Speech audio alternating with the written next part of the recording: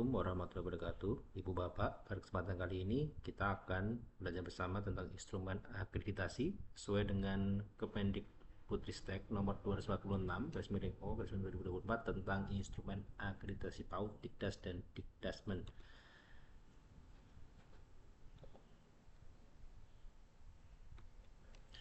Nah, dalam video ini kita akan fokus di komponen 1, kinerja pendidik dalam proses pembelajaran. Ada 4 butir. Pertama yaitu butir 1, pendidik menyediakan dukungan sosial emosional bagi peserta didik dalam proses pembelajaran. Di dalam indikator tadi ada 4 butir. Nah, kita akan fokus di video ini adalah butir pertama, yaitu menciptakan interaksi yang setara dan saling menghargai antara guru dan murid. Nah, pada indikator tadi ada beberapa hal yang perlu diperhatikan, yaitu yang pertama, melalui wawancara dengan minimal 3 guru atau murid, didapatkan informasi bahwa murid mengalami proses pembelajaran yang saling menghargai antara guru dan murid. Maka di sini perlu disiapkan guru dan murid ya, 3 orang minimal untuk dilaksanakan wawancara dengan asesor nanti. Lalu yang kedua adalah melalui observasi kelas ditemukan fakta adanya interaksi yang setara dan saling menghargai antara guru dan murid, sehingga murid merasa aman dan untuk bertanya, berpendapat, berdiskusi, dan tidak takut salah. Yang ketiga, dapat ditambahkan bukti lain yang dirasa memadai sebagai dasar penilaian terpenuhnya indikator ini. Nah, di indikator ini berarti ada 2 kegiatan ya. Yang pertama adalah wawancara, lalu yang kedua adalah observasi kelas atau pembelajaran. Nah, di sini ada pedoman untuk wawancara dan 6 pertanyaan bersama dengan guru.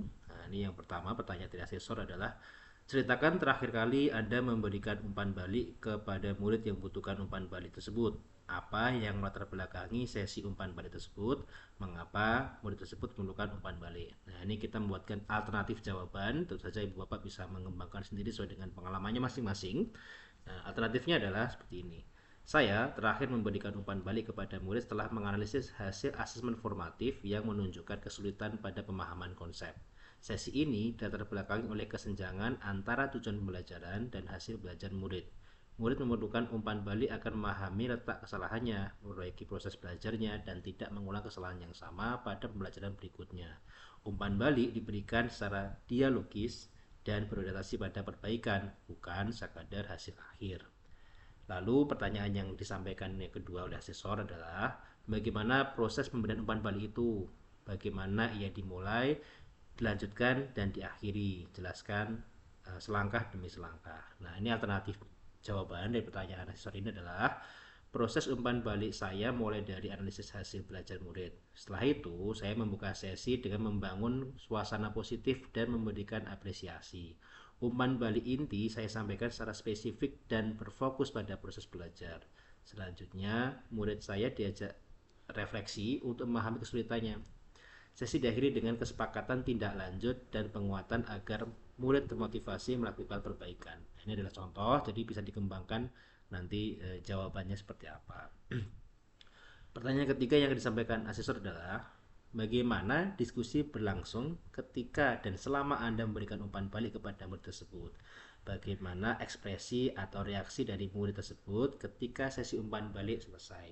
Anda bisa memilih untuk meminta 2 atau 3 contoh spesifik tentang umpan balik itu, siapa nama muridnya, kelas berapa, apa isi umpan baliknya. Nah, ini alternatifnya ya.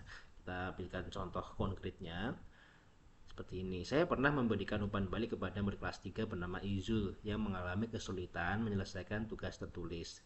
Diskusi berlangsung dengan pendekatan bertahap. Saya mengajak murid menunjukkan bagian tugas yang menurutnya paling sulit. Murid awalnya tampak cemas dan takut salah. Saya kemudian memberikan umpan balik dengan menekankan bahwa setiap murid memiliki cara belajar yang berbeda. Saya memberikan alternatif strategi belajar menggunakan gambar dan alat peraga. Di sesi akhir, ekspresi murid tampak lebih antusias dan berani mencoba kembali tugas dengan cara yang berbeda. Pertanyaan keempat dari asesor adalah ceritakan tentang satu peristiwa penting di mana Anda mengizinkan, membiarkan, bahkan mendukung murid yang menyampaikan pendapat, memberikan pertanyaan kritis, mencoba membuat hasil karya baru, dan lain-lain. Nah, ini alternatif jawabannya bisa Ibu Bapak laksanakan atau lakukan, yaitu Pada suatu pelajaran di kelas 3, murid diberi tugas membuat karya sederhana sesuai dengan tema pelajaran.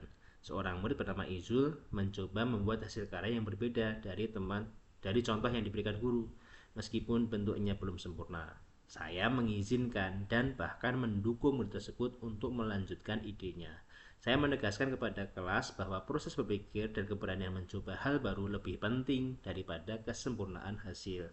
Dukungan tersebut membuat murid semakin percaya diri. Karyanya kemudian menjadi inspirasi bagi murid lain untuk mencoba pendekatan berbeda.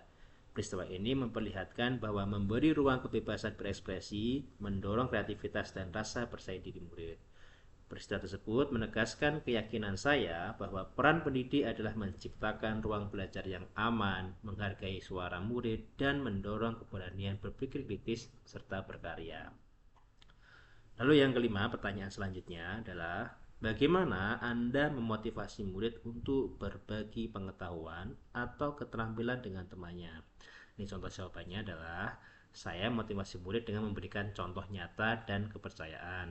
Misalnya di kelas 5 terdapat murid bernama Izul yang memiliki kemampuan komunikasi yang baik. Saya memberikan kesempatan kepada Izul tersebut untuk berbagi cara menyelesaikan soal di depan kelas atau mendampingi temannya dalam kelompok kecil. Saya menekankan bahwa berbagi pengetahuan bukan berarti merasa paling pintar, tetapi bagian dari belajar bersama. Setelah itu, murid lain mulai terdorong untuk saling membantu. Bahkan murid yang awalnya pasif mulai berani berbagi keterampilan yang mereka miliki. Ini pertanyaan yang terakhir yang diajukan siswa nanti adalah bagaimana cara Anda membangun kedisiplinan. Adakah satu atau dua peristiwa di mana Anda motivasi atau mengembangkan kemampuan murid untuk disiplin? Dan apa dampaknya pada murid tersebut? Nah, ini kita bisa berikan contoh. Jawabannya seperti ini. Saya pernah menangani murid kelas 3 bernama Izul yang kurang disiplin dalam merawat alat belajar dan sering lupa membawa perlengkapan sekolah. Saya motivasi murid dengan membuat daftar tanggung jawab sederhana dan refleksi harian singkat. Saya memberikan apresiasi kecil setiap kali murid menunjukkan perubahan positif. Dampaknya, murid menjadi lebih peduli terhadap tanggung jawabnya dan kebiasaan disiplin mulai terbentuk secara bertahap. Dari beberapa peristiwa tersebut, saya melihat bahwa kedisiplinan yang dibangun melalui pemahaman, keteladanan, dan penguatan positif lebih berdampak jangka panjang pada karakter murid. Nah, Ibu Bapak, inilah 6 pertanyaan yang akan disampaikan asesor pada indikator pertama. Kemudian kita kembali ke indikator pertama tadi, kita ke observasi. Jadi asesor akan masuk ke dalam pembelajaran, mengobservasi Bapak Ibu di dalam kelas. Nah, dipastikan agar indikator 1 terpenuhi, dalam proses belajarnya murid-murid ada interaksi untuk saling bertanya. Ya, bertanya dengan guru, bertanya jawab dengan antar teman dan sebagainya. Lalu ada kegiatan diskusinya atau berdiskusi. Kemudian pastikan juga diberikan kesempatan untuk berkomunikasi melalui presentasi. Pastikan ketiga hal ini minimal itu tampak dalam pembelajaran agar indikator pertama ini terpenuhi. Demikian Ibu Bapak hal-hal yang perlu dipersiapkan untuk komponen 1, butir 1, dan indikator 1. Nah, untuk indikator selanjutnya akan kita bahas pada video selanjutnya. Terima kasih, sukses selalu. Assalamualaikum warahmatullahi wabarakatuh.